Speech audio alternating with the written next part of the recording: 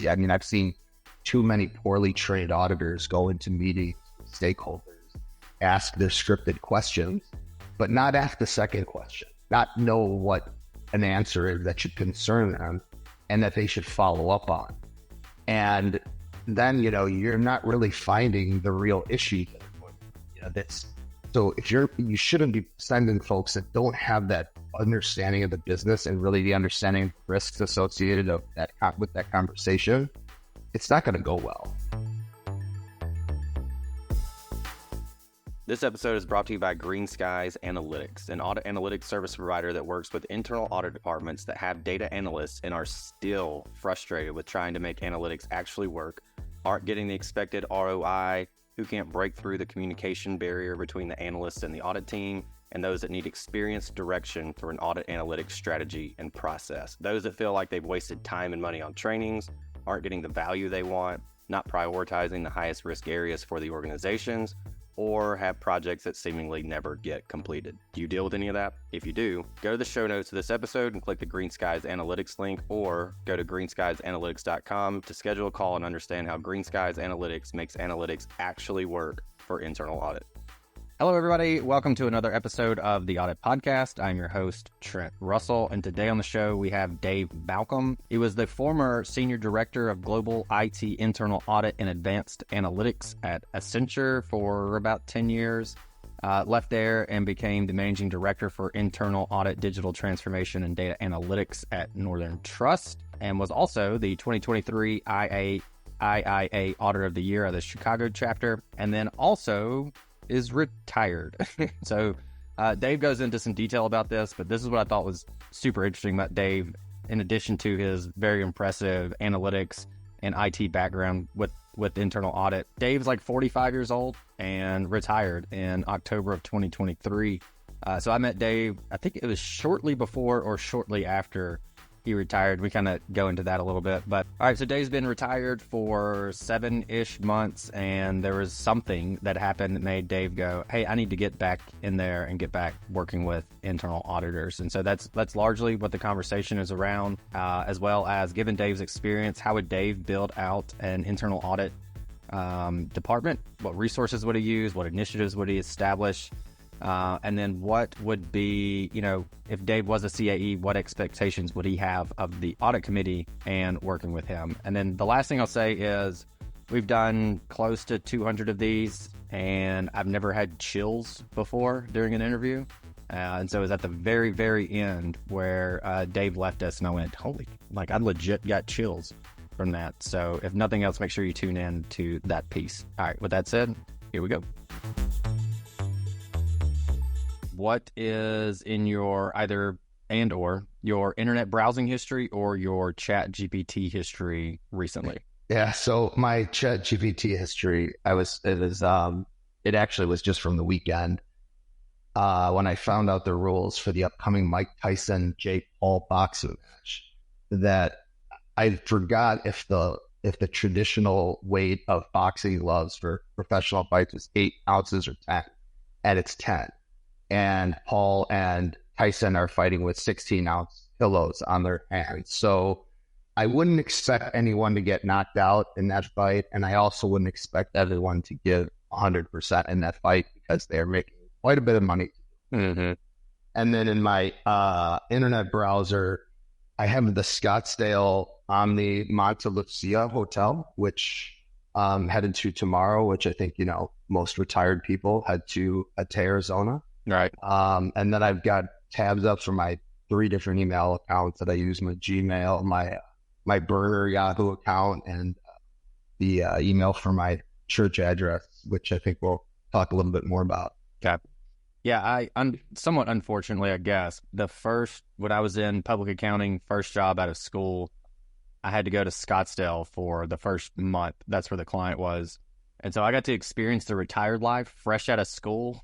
I've just been yearning ever since, how do we get into retirement so we can make our way to Scottsdale? I've always loved it. It's a great place. And still here in Chicago, the weather hasn't completely turned. We'll have a nice day here and there, but I'm looking forward to 90 in the sun. Yeah, I know there's a pipeline of Chicago to Arizona in general. My in-laws are from there. My wife's from the Chicago area, so I always hear about that. I think there's even like a Lou Malnati's or I was Giordano's just or gonna something in I was just gonna Scottsdale of say all they've places. opened up like a Portillo's, a Lou Yeah. Malnati's, like all the big Chicago restaurants are open because of Well, the mini influx Chicago. of Yeah. Awesome. Chicago residents. Yeah. All right. So we did talk about retirement. Yeah. It's a good segue here. Retirement. So for those that don't know, I think you and I met just after you had retired. In 2023, you and I spoke at the Audit Board user conference. We were on a panel, and that's kind of how we got to know each other. And you had mentioned retirement, and I was like, "What do you mean, dude? You're not old for sure." But I know in us getting to know each other and hanging out, we've done a few other webinars and things together since then. You've mentioned that you want to come out of retirement. So help us understand what that is, or why you want to come out of retirement after being in it for all of 7 months? 7 months. Yeah. Yeah. I mean, last October. So when we met at that conference, I mean, I was burned out. I was, just the fatigue of balancing everything that was going on with COVID and return to office, people not wanting to come to the office, and just stepping back and determining, do I still want to be an onboard? That's still what I want to do. Is it bringing me the joy that my career should bring me? So I stepped back and actually started pouring myself into two of the things that are, really important to me in my life. First is my faith, and second is boxing. I've been a fighter before, and wanted to make sure I still had it at age 45. But with the church, I mean, I entered a leadership cohort, preaching cohort, all with the goal of becoming a pastor. It all goes right. That will happen in June. So it's been, if you told me that's where I was going to end up 3 years ago, I would have thought you were crazy. But it's been an absolutely amazing experience for me. The people that I've gotten to work with and get to know, and the work that I've gotten to do has been extremely rewarding. And it's not something I'm going to stop doing. And the reason, though, why I am now entertaining getting back into the workforce, or regular corporate workforce, is after we did that conference, I spoke at GAM with one of our colleagues from Quantitative, who was also on our panel, and also we did webcasts as well. What's going on with emerging technologies today is too much for me to not be involved in. Myself as a creative person who wants to be using the most advanced technology to make things easier for my staff, I feel like this is going to be, in this, I'm talking about generative AI. I think everybody is talking about that now and knows when you're talking about efficiencies and new technology, that's what you're pointing towards. I mean, it's the biggest, it's going to be the biggest, it's going to have the biggest impact on how we audit anything since the internet. So, while I've been out and speaking with people like yourself and my partners at Quantitative, I mean, the ideas that we've come up with, just how you can use ChatGPT or generative AI, it's amazing. And I don't want to, I feel like I owe it to the audit community to come back and help be a part of this and help ensure departments are using it for the right reasons and using it securely. So I'm just really excited about getting back in and, re-engineering old processes that may really need it. So I think it was, when it first really hit the scene, it was, I think, scary for a lot of people to go, is this actually going to replace me finally? I know for myself, I looked at Green Skies and what we were doing, and I was going, how is this going to impact us? And there's a level of fear to a degree. And then really once you own it and dive into it, is like, we're about to rock this thing now, because we're jumping on it. We're going to implement it. And so it's kind of interesting to go from this like fear. I don't want to say factor. Because it's like fear to this, like, oh, this is awesome, and how we're going to take advantage of it. Yeah, ChatGPT seemed to roll out overnight. No one, it just was out there, and companies obviously didn't know what to do. a lot of them just blocked it, but then you realize there's tons of other these tools out there that people can use if they want to. But then since then, they've obviously made enterprise grade tools and implemented more security controls in these tools so you can be more comfortable using them. Yeah. So I think, right now, if you're forward thinking, high performing audit department, if you don't have a course plotted out by now, how you're going to integrate ChatGPT into your audit work, you're behind. So let's say you're back in the workforce. So you're looking right now, and so you get back, you're in this leadership position, you have the ability to really implement Gen AI, and you can do it. They go, hey, look, Dave, you're the guy. We're terrified that you're going to box us to death. So here's all the resources in the world you could ever need. Build an internal audit department. What would that look like if you got to build your own internal audit department?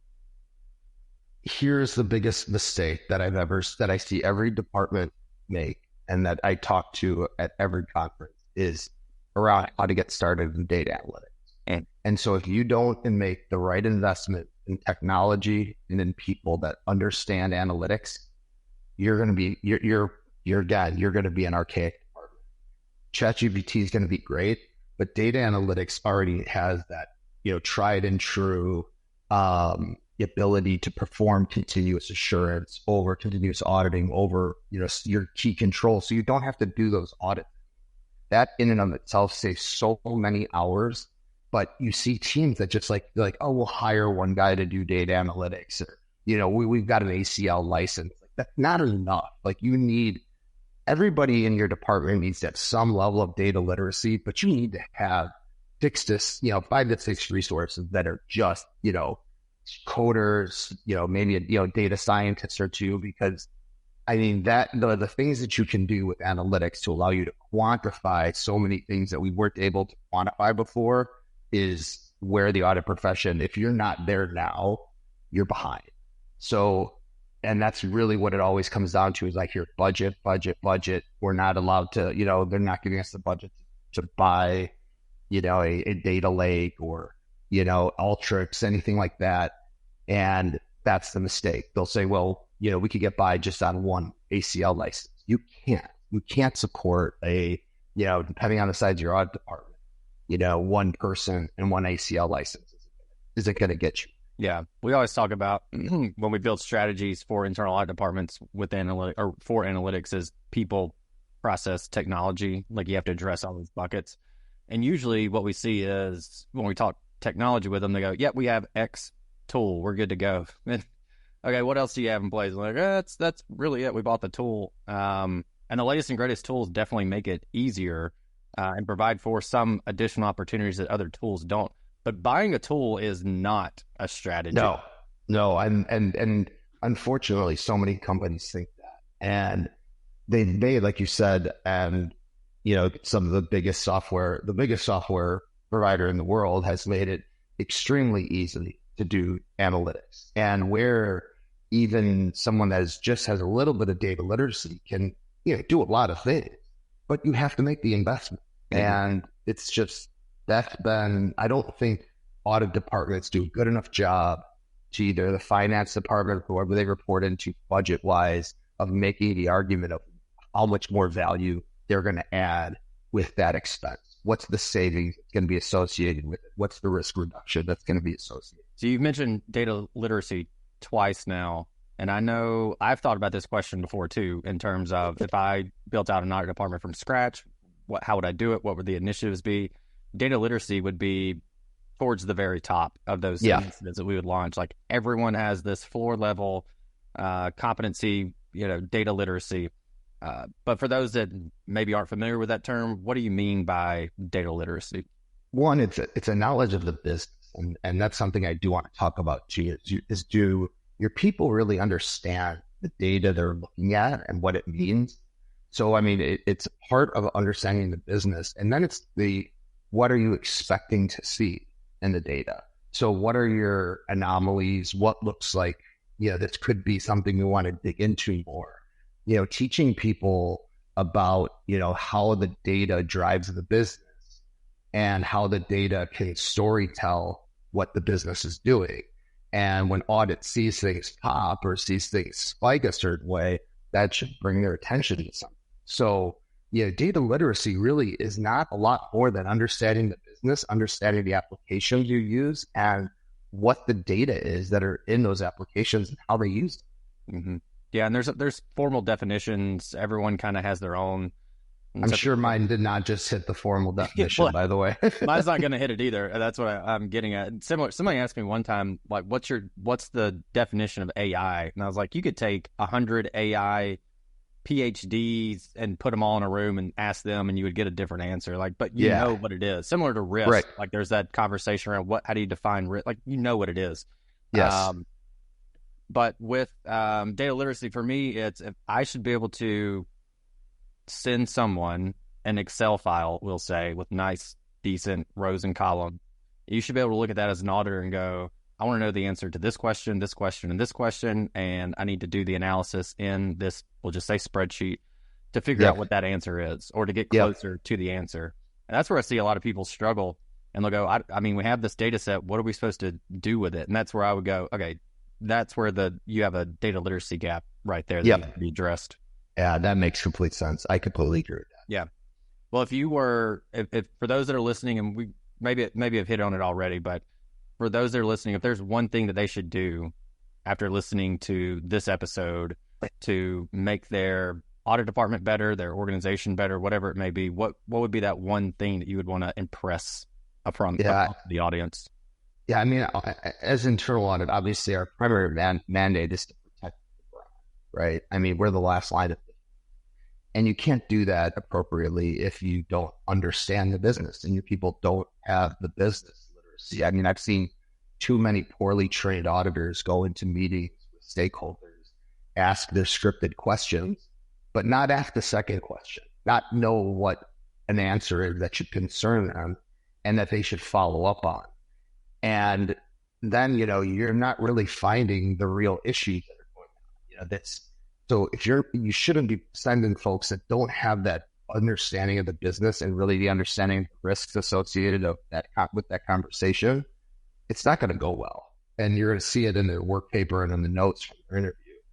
And also that really, it kind of decredits your audit department's standing in the organization. I mean, my goal has always been to be a trusted advisor to the rest of the organization. I don't like writing audit reports. I don't get paid by the audit report. I don't get paid by the audit issue. I would rather have somebody from the business come to me and say, Dave, I'm implementing this. Do I have the right controls in place? Give me your opinion on that. If your organization isn't getting requests like that, I'd be asking myself, does my staff really understand the business enough? And what kind of relationship do they build with stakeholders? And like tying this back to analytics, there's a framework called CRISP DM. For those interested, you can look into it. But it's a framework for developing analytics or data mining or machine learning projects. And the very first step, there's 6 overarching kind of steps that you follow. The very first one, and again, this is a framework for developing analytics. The very first thing is understand the business. And so even from that, like very technical analytics perspective, they've learned, the folks that built it, and it's a very popular, I mean, pretty much everybody uses it. They kind of learned over time, if we don't understand the business, then our analytics project or product isn't really going to work like we thought it would. So I 100% agree. Yeah. I mean, it's, if you go from working at a financial service company to a manufacturing company, they're completely, the risks are completely different. What you're looking at is completely different. Your conversations are completely different. You need to understand that and be aware of that and, upskill yourself in understanding what that new business is. Yeah. So let's say you go back into the workforce. You're a CAE now. You're leading an audit department, and you're getting to know the audit committee chair. What questions or expectations would you expect them to have of you as the CAE? I would want them to just straight be able to flat out ask me, what do you think the top risks are in the organization? And how are you covering? So it's very clear that, you can say these are our top 5 risks that we believe and why we've come to that belief as an audit department, and this is how we're getting coverage. And hopefully the rest of the business agrees that these are the top risks, that everybody is aligned across the 3 lines that these are our top risks. And the CAE should be able to go into the room, quantifiably defend why these are the top risks, and then map out how they're getting coverage. So, and then those same questions can be asked at the first line, the second line, to make sure they've got the right procedures in place to ensure we're protecting the brand, which is, again, everybody's goal at the end of the day. But to me, I would want to make the audit committee know that I'm aware of what the top risks are to this organization. And I have the capabilities and the plans in place to make sure that we are looking at them and spending enough time on them to ensure that all the right controls. Yeah. Well, earlier I want to follow up on something you said earlier, in that something to the effect of audit reports aren't necessarily our end product, or they shouldn't necessarily be our end product. I think there's some folks that would agree. I think there's more that would disagree, though, although I agree with what you're saying. So what's the alternative there? Like, we should be measured against how many audit reports we issue, but maybe what should we be measured against, or what's another way to communicate that? Yeah, I mean, I just have seen so many departments where the top KPI is how many reports you issued that quarter. And that's what highlights your first page of your deck to audit. High-performing departments are doing so much more than just audit. So I would expect to see a decrease in the number of audit reports if I was an audit committee, unless you're adding more people to do other things. But now when you think about continuous auditing, you're replacing a significant amount of audit hours that would have gone towards those reports and are getting better assurance over the operating effectiveness of those controls.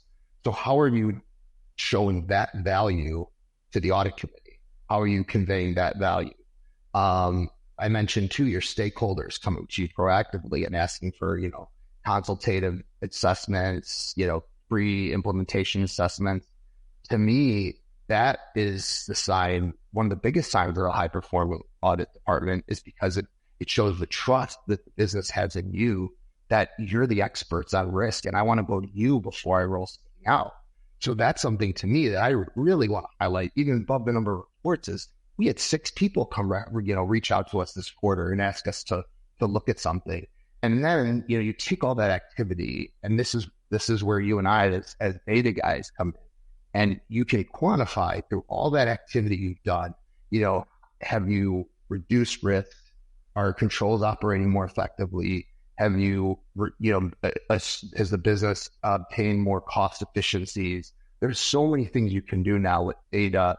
And now that you have it available to you, you have these tools available to you, you have people with the data literacy, you can do so much better to quantitatively show your activity, the business's performance, than just saying, we issued 10 reports, 5 were red, 2 were yellow, 3 was green. So it's just, when I see some audit reporting decks and the light of them, and where all I think about when I think about like a 30-page audit report deck, you're burying the message. You haven't done it.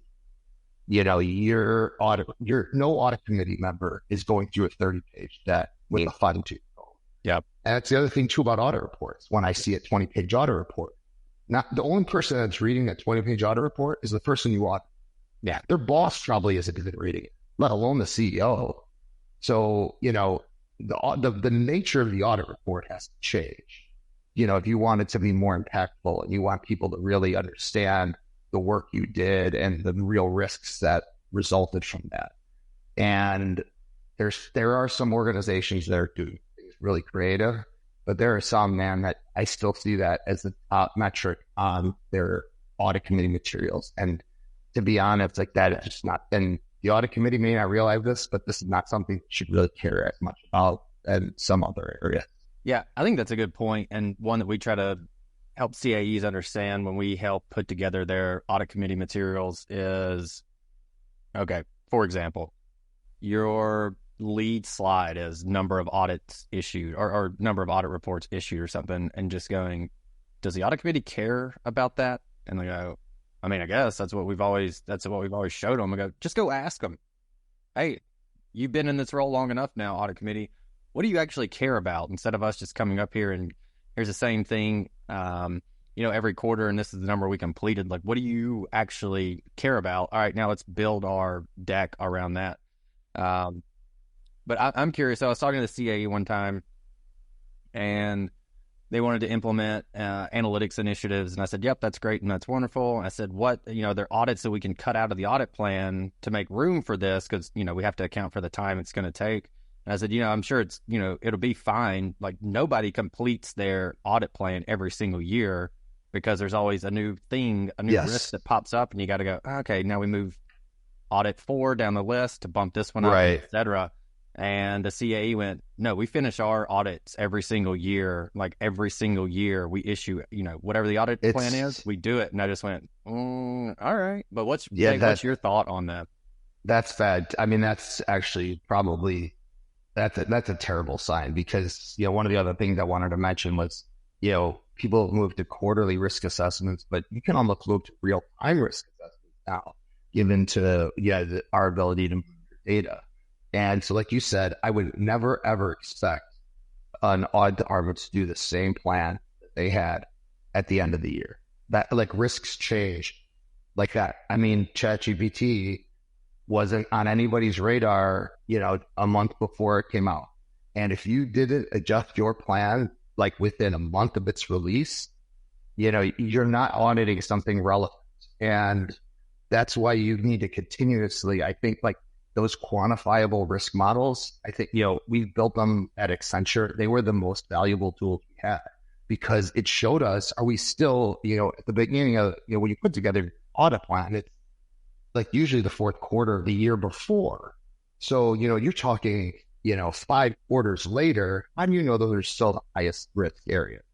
So we continuously monitored those quantitative risk assessments just to say, hey, are these still the right audits, but also understanding the business and any initiatives that pop up or things that pop up like in the marketplace that the organization starts using.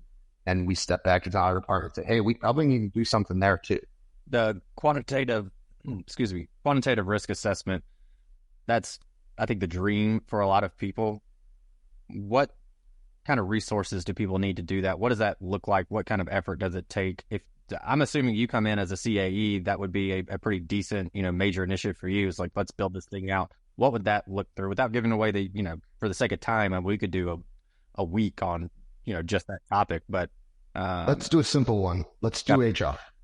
Let's do HR. And you can look at, the number of joiners, number of leavers, number of transfers, and just in certain departments, that could tell you if you've had a significant number of leavers in payroll and you haven't had the same number of joiners, do they have enough people there to execute their controls appropriately? And that's a very basic, simple example. Like, I mean, we would get into much more complex data and much more complex use cases, but that's just a real simple one. As you can get, you probably already have all that HR data available to you, and it's just looking for trends, maybe by department. We did some great stuff with user access, making sure that people with the same, title, responsibility, reporting manager, geography, that they had the same entitlements. And then you put it on a splatter chart, and you see outliers, and that's where you focus on. So, I mean, it's to me, anything that you could quantify where you can pull out numbers that indicate risk, that's a place that is ripe for a quantifiable risk assessment. Yeah. And the more of those you can put in place, I think the more effective your audit plan is. Yeah. I like the HR example. We like to tell folks to look at turnover rate. So a combination of the things that you mentioned, because the turnover rate's high. I mean, that could be a number of things. Maybe it's just poor management and people are going, hey, I don't want to work for this person anymore. I'm getting out of here. It could be a culture thing. There's a number of things that it could be, but especially as people go into audit a given area, to basically have a dashboard of sorts and go, okay, here's turnover rate in this area we're auditing. Here's what AP looks like. Here's what the GL looks like. Here's what P cards spend, whatever. Just have this picture of what the business looks like. And it does when you go into an area, and I think most auditors have gotten this message now, we try to communicate to the auditee, the client, whatever we call them. I'm not the expert on your business and your functions and what you do. You are, so help me understand that and that kind of spiel. But to be able to have a dashboard that can show you what's going on is a really good way to ask, questions. You see the blinking light, you see the outlier, and go, "Hey, what's going on over here?" Yeah. Yeah, completely agree with you. I mean, you give the business insights sometimes that they don't have. Yeah, those are things that they might not be monitoring. And there's nothing better. Yeah, this is the ego that I thought I shed, but might still come out. There's nothing better than walking into a meeting and, sandbagging somebody with an issue that they had no idea about. Yeah. And that's what you can do with analytics. Yeah, we put a big emphasis on outlier identification in any given data set, and to be able to go, hey, we see that it's working like this all the time. Did you know that this thing over here in the top right corner, top right hand corner was going on? And they go, nope, didn't know that. What's going on there? That is, to your point, I don't know, for the people that are watching the full video on YouTube, you can probably see my face light up a little bit as we talk through that, or as you said it. All right, so we have a auditor / boxer / preacher, which is definitely a first for the show. I got to think you're one of the only ones in the world with that kind of background. And so as we've hit on, obviously the audit piece of that and your background there and what you're looking to do, what's next for you? So, I mean, first of all, if anybody has the chance to take 6-7 months off work, do it. I mean, these have been the most, I said to myself, if you mess this up and you have regret at the end of it, I won't forgive you. And I don't have a regret. I've poured myself into my faith. I feel great emotionally, physically, spiritually. It's just given me an opportunity to pour myself into all those things that bring me joy. But it's also given me the realization that, the other thing that brings me joy is working with auditors, working with people, solving problems. So March 18th, 1995, it was a very special day here in Chicago. My idol, Michael Jordan, he issued a 2-word statement to let his colleagues know of a major decision he was making. So today, I'd like to offer that same 2-word statement to any audit organization that's looking for a creative, forward-thinking audit leader. Those 2 words are, I'm back. Hey everyone, thank you very much for listening to this episode of the Audit Podcast. Whatever platform you're listening on right now, I'm sure there's a subscribe button somewhere, so please hit the subscribe button there. If you're listening through iTunes or Spotify, feel free to go give us that 5-star rating. It only took me about 16 seconds to give myself a 5-star review, and it really helps to get future guests to come on the show, so we'd really appreciate that. Lastly, be sure to check out the show notes and follow us on all our social media channels on Instagram, on LinkedIn, and on TikTok. Also, if interested, please sign up for our weekly newsletter from the Audit Podcast. Thank you all. Have a great one.